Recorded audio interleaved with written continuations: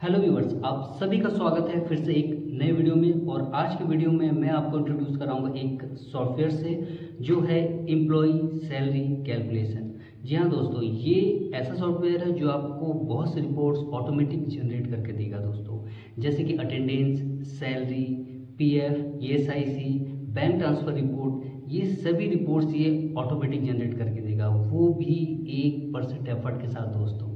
और ये 1% एफर्ट क्या है इसे मैं आपको आगे के वीडियोस में बताऊंगा, ठीक है। तो दोस्तों, मेरा नाम है सौमित्र देवनाथ और आप सभी का स्वागत है मेरे चैनल ग्रो योर नॉलेज में, जिसमें मैं आपके लिए एक्सेल कोडिंग से रिलेटेड वीडियोस आपको मिल जाएंगे। बेसिकली मैं एक्सेल कोडिंग से रिलेटेड वीडियोस बनाता हूं। अगर आप मेरे चैनल में विजिट करेंगे तो आपको सॉफ्टवेयर, गेम, नॉलेजेबल और बहुत सारे एक्सपेरिमेंटल वीडियोस भी मिल जाएंगे। और साथ ही एक्सेल फाइल का फ्री डाउनलोडिंग लिंक आपको रिलेटेड वीडियो के डिस्क्रिप्शन में मिल जाएगा। तो देरी किस बात की दोस्तों, जल्दी से जाइए और चैनल को सब्सक्राइब कर लीजिए और अपने नॉलेज को गेन कीजिए। फिलहाल हम टॉपिक पे आते हैं और आज की वीडियो को स्टार्ट करते हैं बिल्कुल भी देरी ना करते हुए। चलिए, तो दोस्तों इस सॉफ्टवेयर को मैं आपको 3 स्टेप में समझाऊंगा। सबसे पहला इसका रिक्वायरमेंट को समझेंगे, फिर इसका यूजेबिलिटी को मैं बताऊंगा, फिर इसके बेनिफिट्स क्या है उसे मैं आपको समझाऊंगा, ठीक है। तो सबसे पहले स्टेप में इसके रिक्वायरमेंट को समझते हैं, है ना। छोटी कंपनी हो या फिर बड़ा ऑर्गेनाइजेशन, हर जगह आपको बहुत से एम्प्लॉयज़ काम करते नजर आएंगे और इन एम्प्लॉयज़ के सैलरी रिलेटेड मैंडेटरी रिकॉर्ड्स को इफेक्टिवली मेंटेन करना होता है according to company policy. Records जैसे आपके अटेंडेंस हुआ, सैलरी हुआ, पीएफ हुआ, ईएसआईसी हुआ, जैसे बेसिक रिकॉर्ड्स है, इन्हें हमें बहुत ही सावधानी के साथ मेंटेन करना होता है और जिन्हें मेंटेन करने के लिए हमें काफ़ी वक्त लग जाता है। तो रिक्वायरमेंट मेरी ये है कि इन सभी रिपोर्ट्स को मुझे ऑटोमेट करना है ताकि हमारा काफ़ी वक्त और दिमाग कम खर्च हो। ओके, अब सेकेंड स्टेप यूजेबिलिटी को समझते हैं। स्क्रीन पे फाइल ओपन है दोस्तों। अब जो आप इंटरफेस स्क्रीन पे देख पा रहे हैं, ये जो सॉफ्टवेयर है उसका इंटरफेस है और इसे अब मैं आपको समझाता हूँ, ठीक है। सीट आपको 2 दिख रहा होगा, एक सबसे पहला अटेंडेंस सीट है और दूसरा सैलरी सीट है। तो सबसे पहले हम आते हैं अटेंडेंस सीट, इसे समझते हैं पहले।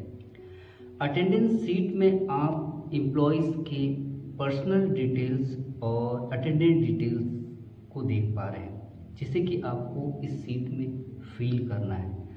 पर्सनल डिटेल्स में आपको name, employee code, UAN number, ESIC number, designation department, date of joining, salary, account number, IFSC code, ये पर्सनल डिटेल्स है एम्प्लॉयज़ के। तो इसे आपको फिल करना है पर्सनल डिटेल्स में। और अटेंडेंस डिटेल्स में आपको डे वाइज एम्प्लॉय के अटेंडेंस को फिल करना है, ठीक है, इस सीट पे। लेकिन यहाँ पे दोस्तों कहानी में एक छोटा सा ट्विस्ट है। ट्विस्ट ये है कि दोस्तों कि जो एम्प्लॉयज़ के पर्सनल डिटेल्स है उसे आप डायरेक्ट सीट पे इंटर नहीं कर सकते। एंट्री करने के लिए आप टॉप लेफ्ट साइड में 2 बटन देख पा रहे हैं, एक ऐड और दूसरा एडिट। ऐड बटन से आप नए एम्प्लॉयज़ की एंट्री कर सकते हैं और एडिट बटन से आप जो एम्प्लॉयज़ आपने ऑलरेडी एंट्री किया हुआ है उसमें अगर कुछ चेंजेस करना है आपको तो वो आप एडिट बटन के थ्रू कर सकते हैं। ओके, आप डायरेक्ट सीट पे इसे आप चेंज नहीं कर सकते। ओके, लेकिन एम्प्लॉयज़ के अटेंडेंस डिटेल्स को आप डायरेक्ट सीट पे एंट्री कर सकते हैं, लेकिन उसके लिए भी रिस्ट्रिक्शन दिए हुए हैं। आप पर्टिकुलर हर सेल पे एक लिस्ट आप देख पाएंगे, उस लिस्ट के अकॉर्डिंगली ही आप डेटा पुट कर सकते हैं। आप अपने मन से कुछ भी डेटा नहीं डाल सकते, तो ये एक रिस्ट्रिक्शन डाला हुआ है। ओके, तो अटेंडेंस सीट क्लियर है। अब हम आते हैं सैलरी सीट में, ठीक है। सैलरी वाले सीट पे मैं आया। यहाँ पे आपको कुछ ही कॉलम्स को फिल करना है। कुछ ही कॉलम से मतलब मैं आपको बता दूं कि इस सीट में कुछ ही कॉलम्स ओपन हैं जिसे आपको मैनुअली फिल करना है। जैसे कि ओटी आवर्स आप देख पा रहे हैं, इसे आपको मैनुअली फिल करना है। सेकेंड, आप एम्प्लॉयज़ के अर्निंग पार्ट, जैसे कि प्रीवियस पीएफ या सैलरी, आपको अगर कुछ पुट करना है तो वो आप पुट कर सकते हैं। सिक्योरिटी रिटर्न कुछ है तो वो आप लिख सकते हैं। लेबर या अदर कुछ चार्जेस है तो वो आप दे सकते हैं। ये हुआ अर्निंग के कुछ पार्ट आप मैनुअली फिल कर सकते हैं। रही बात डिडक्शन पार्ट, डिडक्शन के पार्ट को भी आपको मैनुअली फिल करना होगा। डिडक्शन पार्ट में जैसे एडवांस हुआ, फूड हुआ, हॉस्टल, सिक्योरिटी, यूनिफॉर्म या previous PF and SIC details, इन्हें आपको मैनुअली फिल करना है। बाकी के कॉलम्स आपके लॉग प्लस ऑटो अपडेट होंगे। कैसे? ये सीट आपका लिंक है आपका अटेंडेंस सीट से, इसलिए बाकी के कॉलम्स ऑटोमेटिक वो अपडेट होंगे, जिसे आपको चेंज नहीं करना है और कर भी नहीं पाएंगे। ओके, तो ये आपका क्लियर है। अब दोस्तों इस सॉफ्टवेयर को इस्तेमाल कैसे करना है उसे अब आप देखिए, ठीक है। जैसा आप देख रहे हैं कि ऑलरेडी मैंने डेटा डाला हुआ है, बहुत से एम्प्लॉयज़ के पर्सनल डिटेल्स और अटेंडेंस मैंने ऑलरेडी इसमें फिल किया हुआ है।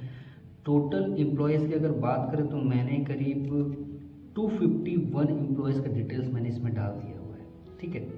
तो मान लीजिए कि अभी हमें एक नया एम्प्लॉय को ऐड करना है, तो जाहिर सी बात है, जैसे मैंने बताया कि डायरेक्ट आप सीट पे पर्सनल डिटेल्स को फिल नहीं कर सकते, आपको टॉप के बटन का इस्तेमाल करना होगा।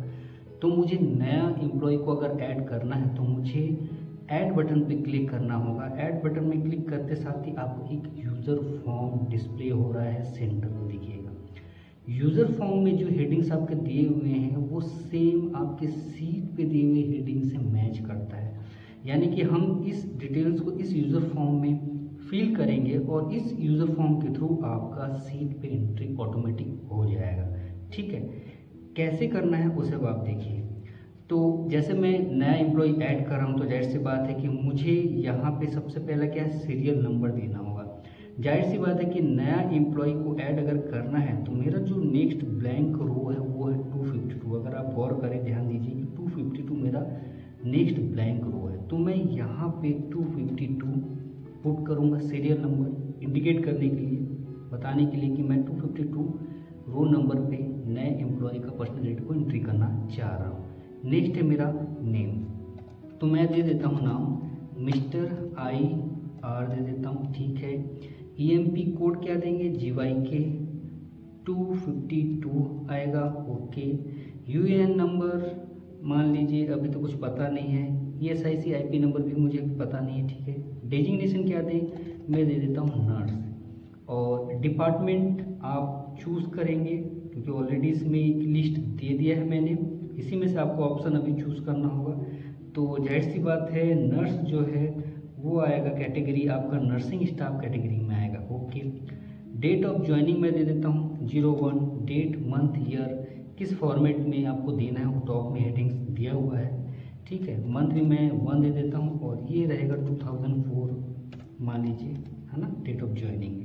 सैलरी दे देता हूँ 10,000, ओके।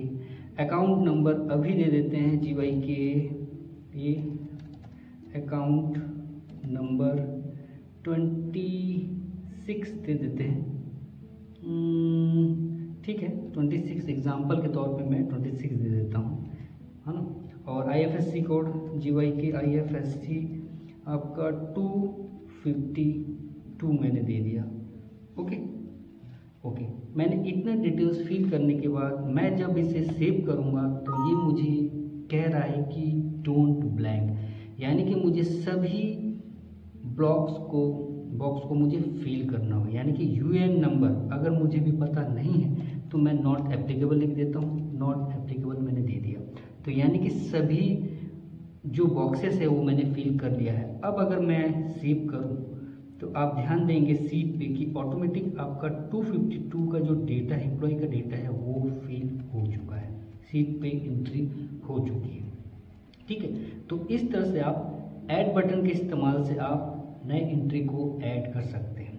अब मैं आपको एडिट बटन को भी समझा दूँ। जैसा कि मैंने बताया कि एडिट बटन के थ्रू आप जो है जो एम्प्लॉय का आपने डिटेल्स ऑलरेडी एंट्री कर लिया है उसमें अगर कुछ चेंजेस करना हो तो आपको एडिट बटन का इस्तेमाल करना है। एडिट बटन की हेडिंग्स भी सेम है, बस आपका टॉप में आप देखेंगे कि एंट्री एडिट दिया हुआ है और थोड़ा सा बैकग्राउंड का कलर मैंने चेंज कर लिया ताकि कन्फ्यूज़न ना हो करके, ठीक है। ये थोड़ा ग्रे शेड में है ये वाला, ठीक है। और नीचे से आप रिप्लेस बटन देख पाएंगे, इसमें सेम है, लेकिन एडिट बटन में आप जो एम्प्लॉय का आपने एंट्री कर लिया है उसे ही आप एडिट कर सकते हैं। सपोज डेट मैं 252 के डेटा को मैं एडिट करना चाहता हूँ तो मुझे पूरा डिटेल्स डालना होगा, है ना। EMP कोड GYK 252, ठीक है। मैं एक्चुअली UN नंबर और SIC नंबर को मैं डालना चाह रहा हूँ, तो UN नंबर सपोज डेट 1152 ले लेता हूँ और ये 22252 ले लेता हूँ सपोज डेट। डेजिग्नेशन मुझे ये सही है, नर्स दिया हुआ है और नर्सिंग स्टाफ ही है, ठीक है। डेट ऑफ बर्थ भी सही है 2004, ओके। बाकी डिटेल्स आपका परफेक्ट है, दिक्कत नहीं है। GYK अकाउंट नंबर 26 फिर भी डाल देते हैं। GYK IFSC हम डाल देते हैं 252। मैंने सिर्फ इसमें UN नंबर और SIC नंबर को एडिट किया हुआ है, तो मैं इसे रिप्लेस करता हूँ। श्योर, ये आपसे कंफर्मेशन पूछेगा कि आप वाकई में रिप्लेस करना चाहते हैं, आप श्योर हैं। मैं यस करूँगा। यस करने के बाद ये आप डेटा देखेंगे कि UN नंबर और SIC नंबर एडिट हो चुका है, ठीक है। तो इस तरह से आप एडिट बटन का इस्तेमाल करेंगे, ठीक है। और ये तो हुआ पहला स्टेप। सेकेंड स्टेप में मैं फिर से एक नया एंट्री आपको दिखाता हूँ, लेकिन थोड़ा सा अलग तरीके से मैं दिखाना चाहूँगा, ठीक है। इस बार मैं फिर से एक नया एंट्री करूँगा, नए एम्प्लॉय को ऐड करूँगा। जाहिर सी बात है मैंने ऐड किया। नेक्स्ट ब्लैंक रो क्या है 252, लेकिन बाई चांस अगर मैं 254 करता हूँ, 253 को मैंने छोड़ दिया, मैंने 254 सीरियल नंबर को मैंने दे दिया, तो मैं आगे कंटिन्यू करता हूँ डिटेल्स के साथ। मिस्टर IS दे देते हैं। एम्प्लॉय कोड GYK 253 दे देता हूँ, नहीं 254 दे देते हैं, ठीक है। UN नंबर NA दे देते हैं, NA दे देते हैं। डेजिग्नेशन नर्सी दे देता हूँ, नर्सिंग स्टाफ ही दे देता हूँ, 02/02/2004 दे देता हूँ, ठीक है। Salary 20,000, okay. Account number GYK account number 27 दे देता हूँ। GYK IFSC मैं दे देता हूँ 254, ओके। इतना डिटेल्स मैं डालने के बाद इसे मैं अब सेव करूँगा, ओके। जाहिर सी बात है कि आपका जो डेटा है 254 पे सेव होगा, क्योंकि मैंने सीरियल नंबर 254 मैंने दिया है। लेकिन टॉप में आप गौर करेंगे कि जो आपका ऐड बटन है वो अब विजिबल नहीं हो रहा है, और उसके बदले आपको एक मैसेज शो हो रहा होगा, serial number 253 is blank, kindly use this first. यानी कि ऐड बटन अब आपका तब तक विजिबल नहीं होगा जब तक कि प्रीवियस के ब्लैंक जो रो है वो फिल ना हो जाए। दोस्तों, इसका ये यूज़ है, ये एक तरह से आपका डिस्प्ले स्क्रीन है जो आपको एक मैसेज दिखाएगा। अगर आपके प्रीवियस के कोई रो अगर ब्लैंक है तो उसे आपको सबसे पहले फिल करने के लिए वो बोलेगा, उसके बाद ही आप एक नए रो में एंट्री कर सकते हैं, जिसके लिए आपका जो ऐड बटन है वो तभी विजिबल होगा जब आपका प्रीवियस के ब्लैंक रो पूरी तरह से फिल होंगे, कोई सा भी ब्लैंक नहीं होगा, ओके। अगर कोई रो ब्लैंक है तो टॉप में वो डिस्प्ले करेगा, वो ब्लैंक रो का नंबर आपको डिस्प्ले करेगा। दोस्तों, सीरियल नंबर 253 इज ब्लैंक, यानी कि अब हम सिर्फ एडिट बटन का इस्तेमाल कर सकते हैं। यानी कि मैं अगर कोई नया एंट्री करूँगा, जाहिर सी बात है 253 भी ब्लैंक है, तो अगर कोई नए एम्प्लॉय को मैं ऐड करना चाहता हूँ तो जाहिर सी बात है मुझे अब एडिट करना होगा किस पे, 253 रो पे एडिट करना होगा, ठीक है। मिस्टर T दे देते हैं, मिस्टर IT दे देते हैं, ओके। एम्प्लॉय कोड GYK 253 दे देता हूँ। UN नंबर NA दे देते हैं। अभी डेजिग्नेशन क्या दे दें, डेजिग्नेशन दे देते हैं secretary, okay. Secretary office staff इसमें दे देता हूँ 03/03/2004, ओके। सैलरी क्या रहेगा 20,000, ओके। GYK अकाउंट नंबर 28 दे देता हूँ। GYK IFSC इसमें दे देते हैं 250, IFSC 255, ओके। डिटेल्स मैंने नए एम्प्लॉय का डाल दिया है। अब इसे मैं रिप्लेस करूँगा। ध्यान दीजिए दोस्तों, जाहिर सी बात है कंफर्मेशन पूछेगा, यस मैं रिप्लेस करना चाहता हूँ। अब आप ध्यान दीजिए कि जो ब्लैंक रो था वो आपका रिप्लेस हो चुका है, ठीक है। अब टॉप में जो मैसेज है वो भी हट गया है और ऐड बटन जो है ऑटोमेटिक अब विजिबल हो रहा है। जाहिर सी बात है ऐड बटन का इस्तेमाल अब आप कर सकते हैं, क्योंकि प्रीवियस की रो कोई भी ब्लैंक नहीं है, होगा तो वो मैसेज डिस्प्ले करेगा, अदरवाइज आपका ऐड बटन आएगा। अब एडिट बटन का इस्तेमाल और किस तरह से करना है उसे भी आप समझिए। मान लीजिए कि अभी मैंने 2 एंट्री किया है पेशेंट का, है ना, सॉरी एम्प्लॉय का, मिस्टर IT और मिस्टर IS, ठीक है। तो इन दोनों ही एम्प्लॉय जो कि अब रिज़ाइन कर चुके हैं, इस महीने की सैलरी नहीं बनना है, तो जाहिर सी बात है इस सीट से उनका नाम भी हटाना होगा। तो नाम हटाने के लिए मैं एडिट पे क्लिक करूँगा, सीरियल नंबर 253 जो कि मिस्टर IT है, मैंने वो सीरियल नंबर दे दिया। अब मैं इसे रिप्लेस करूँगा, जाहिर सी बात है सी रिप्लेस दैट दिस, यस मैंने ओके किया और वो नाम हट गया, है ना। और टॉप में मैसेज भी आ रहा है कि 253, ठीक है, दिक्कत नहीं है। नेक्स्ट एम्प्लॉय जो है आपका IS, ये भी आपका रिज़ाइन कर चुका है, तो जाहिर सी बात है 254 सीरियल नंबर को भी मुझे ब्लैंक करना होगा। मैंने यस किया, जाहिर सी बात है दोनों नाम अब हट गए हैं, ध्यान दीजिएगा दोनों नाम अब हट गए हैं, है ना। और एक और एम्प्लॉई है मिसिस IF, ये भी रिज़ाइन कर चुकी है, तो जाहिर सी बात है एडिट बटन में मैं गया और 240 मैंने सीरियल नंबर दिया और मैं रिप्लेस मैंने किया उसे, मैंने यस किया, जाहिर सी बात है ये नाम भी हट गया है ना। तो इस तरह से आप अगर कोई एम्प्लॉय के नाम को हटाना है तो उसे आप एडिट बटन का इस्तेमाल करके आप हटा सकते हैं, ठीक है। अब हम आते हैं कि ये एम्प्लॉय चला गया, तो जाहिर सी बात है हम इसका जो अटेंडेंस है उसे भी हमें डिलीट करना होगा, जाहिर सी बात है उसे भी हम डिलीट कर देते हैं। ये मैंने एम्प्लॉय का अटेंडेंस भी मैंने डिलीट कर दिया और एक नया एम्प्लॉय जो मैंने ऐड किया है मिस्टर IR, इसका अटेंडेंस को भी डालना होगा। अटेंडेंस डालने के लिए मैं आता हूँ, आपको दिखा दूँ। अटेंडेंस डालने के लिए आपको यहाँ पे मैं डायरेक्ट P डाल देता हूँ, है ना, P रेस्ट PPP, ओके, ये आपका रेस्ट हो जाएगा। P मैं प्रेजेंट पूरा डाल दे रहा हूँ, ठीक है, ये रेस्ट हो जाएगा, संडे है, और फिर P ये आपका रेस्ट हो जाएगा संडे, P मैंने डाला, P ओके, और ये रेस्ट, ठीक है। इस तरह से मैंने अटेंडेंस भी उस एम्प्लॉय का मैंने डाल दिया है। जाहिर सी बात है मैंने डायरेक्ट कीबोर्ड का इस्तेमाल किया है, आप चाहे तो सिलेक्शन का भी इस्तेमाल कर सकते हैं, ठीक है। लिस्ट दिया हुआ है, आप चूज़ कर सकते हैं। रेस्ट है, जैसे लिस्ट भी मैं बता दूं कि आप P यानी प्रेजेंट, CL है, SL है, R फॉर रेस्ट है, कॉम्पो ऑफ है, NH और PH जो कि हॉलीडे को इंडिकेट करता है, A यानी अब्सेंट, डबल अब्सेंट भी हो सकता है, उसको भी मैंने डाल दिया, हाफ प्रेजेंट भी हो सकता है, L फॉर लीव भी है।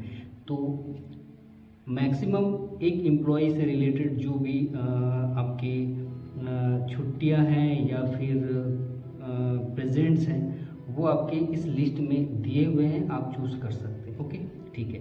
इसके अकॉर्डिंगली उस एम्प्लॉय का जो प्रेजेंट डे है ऑटो अपडेट होगा इस सीट पे, यानी कि इस सीट पे आपको सिर्फ पर्सनल डिटेल्स फिल करना है विथ आपको उसके अटेंडेंस के साथ, ठीक है। अब इस सीट में इतना ही करना है। इसके बाद जो सेकंड सीट है सैलरी सीट, ये सीट आपका ऑटो अपडेट होगा अकॉर्डिंग टू अटेंडेंस सीट के साथ, ठीक है।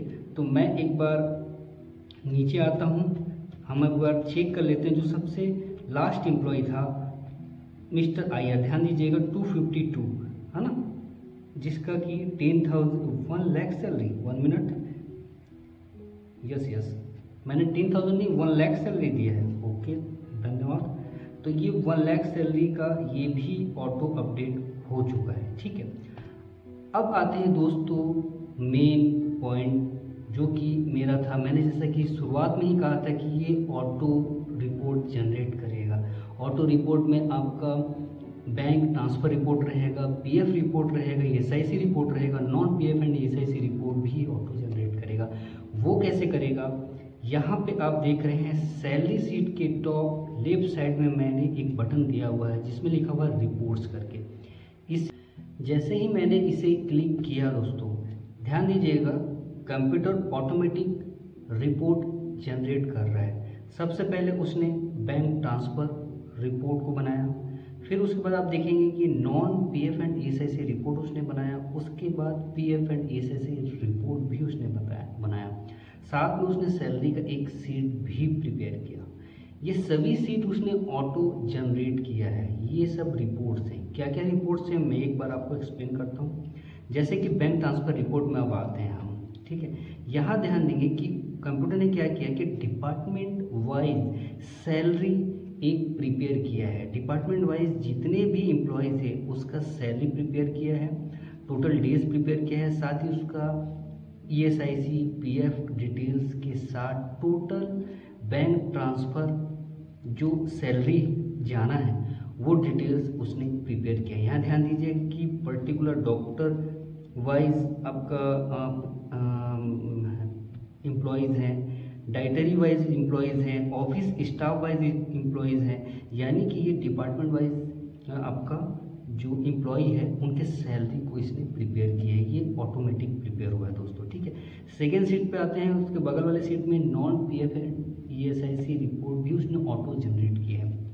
इसमें आपका जितने भी एम्प्लॉय जिनके की ईएसआईसी या फिर पीएफ नहीं कट रहे हैं उनका डिटेल्स, उनका लिस्ट भी प्रिपेयर इसने किया, उसका रिपोर्ट भी इसने प्रिपेयर किया है कि इतने जो एम्प्लॉय हैं इनका न तो पीएफ कट रहा है न ही आपका ईएसआईसी का कोई भी अमाउंट डिडक्ट हो रहा है। तो ये है वो एम्प्लॉयज़ की लिस्ट। ये टोटल जो एम्प्लॉय हैं, टोटल 103 एम्प्लॉय ऐसे हैं जिनका न तो पीएफ कट रहा है न ही ईएसआईसी कट रहा है। उसी तरह से उसके बगल वाले सीट में जिन एम्प्लॉय के पीएफ या फिर ईएसआईसी कट रहे हैं वो एम्प्लॉय का रिपोर्ट भी यहाँ पे ऑटो जनरेट हुआ है। ध्यान दीजिएगा यहाँ पे कि जो भी एम्प्लॉय है उनका या तो आपका पीएफ कट रहा होगा या फिर ईएसआईसी कट रहा होगा, तो उन एम्प्लॉयज़ का एक रिपोर्ट भी ये जनरेट करके दी है। तो टोटल 147 एम्प्लॉयज़ ऐसे हैं जिनके या तो पीएफ कट रहे होंगे या तो ईएसआईसी या फिर दोनों ही डिडक्ट हो रहे हैं, ठीक है। तो ये इस तरह से ये कम से कम 3 से 4 रिपोर्ट ऑटो जनरेट करके देगा। लास्ट में आप देख रहे हैं कि सैलरी वाला भी एक पार्ट है। ये एक्चुअली जो सेकेंड सीट है सैलरी का, इसे ही वो मैंने एक सीट कॉपी किया हुआ है विदाउट प्रोटेक्टेड। ध्यान दीजिएगा कि जो सेकेंड सीट सैलरी का ये प्रोटेक्टेड है, तो उसी की एक कॉपी मैंने लास्ट में दे दिया है जो कि विदाउट प्रोटेक्टेड है। अगर इसमें आप चाहे, ताकि आप इसमें कुछ अगर चेंजेस करना चाहें तो आप मैनुअली चेंज कर सकते हैं। तो ये विदाउट प्रोटेक्टेड सीट है सेकेंड सीट सैलरी का, ठीक है। तो आपने ध्यान दिया होगा कि सिर्फ एक बटन के क्लिक से कंप्यूटर ने automatic bank transfer sheet, non PF and ESIC sheet plus आपका PF and ESIC sheet automatic उसने जनरेट किया है। और ये सब आपका अटेंडेंस सीट के अकॉर्डिंगली हुआ है। आपको सिर्फ करना क्या है, जो मैंने बताया था स्टार्टिंग में कि 1% एफर्ट, इसमें आपको अटेंडेंस एम्प्लॉयज़ के डालने होंगे विद डिटेल्स के साथ। अगर आपके ऑफिस में बायोमेट्रिक अगर अटेंडेंस होता है तो उस अगर डेटा को इस्तेमाल किया जाए तो ये आपको 1% एफर्ट भी नहीं लगाना पड़ेगा। फिलहाल तो मैं ये मान के चल रहा हूँ कि ये मैनुअली एंट्री करना होगा अटेंडेंस सीट को, जिसको आप मैनुअली एंट्री करेंगे, उसके बेस पे आपका बाकी का जो सीट है वो ऑटो जनरेट होगा, ठीक है दोस्तों। अब बात कर लेते हैं दोस्तों इसके बेनिफिट्स के बारे में, ठीक है।